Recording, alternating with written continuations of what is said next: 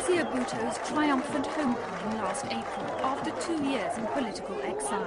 Hundreds of thousands of people turned out to greet her.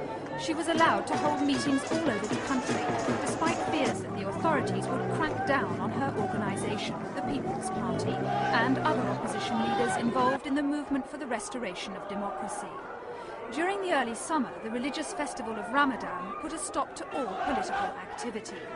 Ms. Bhutto was to resume her challenge to President Zia and Prime Minister Junejo by holding another big rally tomorrow, Independence Day, to highlight her demand for free elections. But the meeting in Lahore was banned. Ms. Bhutto was detained at Karachi airport on her way there, and more than 100 People's Party officials have been arrested. Well, the police have raided our houses last night and they're arresting people in hundreds. And we managed to escape from the police network. And we're now trying to organize a meeting for tomorrow because it's our commitment that we're going to celebrate the National Day, as it's our right. So the rally will be held in Lahore tomorrow? The rally will definitely be held in Lahore, and we'll show Junejo and General Zia-ul-Haq where the people of Pakistan are. But aren't you worried there could be violence? There will be no violence from our side. We've held processions of hundreds of thousands of people, and there's never been any violence. So we are going to remain non-violent. 16 months ago, Pakistan emerged from 9 years of martial law under General Zia-ul-Haq, who took power in a military coup.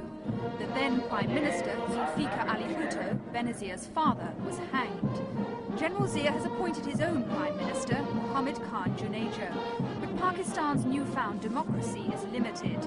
Elections were held on a non-party basis, and General Zia remains President and Chief of Army Staffs. The soldiers have returned to barracks, and the civilian government insists it now controls Pakistan. General Zia is out of the country for 2 weeks, but some observers see his hand behind today's arrests. President Zia and the army are testing Junejo. They bought in this system of government and appointed him as Prime Minister, and he's really being put to the test now whether he can control the opposition and whether he's really in a position to assert his authority. However, it has to be seen tomorrow what happens. If there is great unrest in the streets and the police are not able to handle the situation, then there's every likelihood that the army could be deployed. And of course, once the army is deployed, then there's a greater chance that the generals and Zia will reimpose martial law. 2 days ago, Prime Minister Junejo cancelled his rally planned for Lahore on Independence Day too, and it seemed that the government was in a conciliatory mood.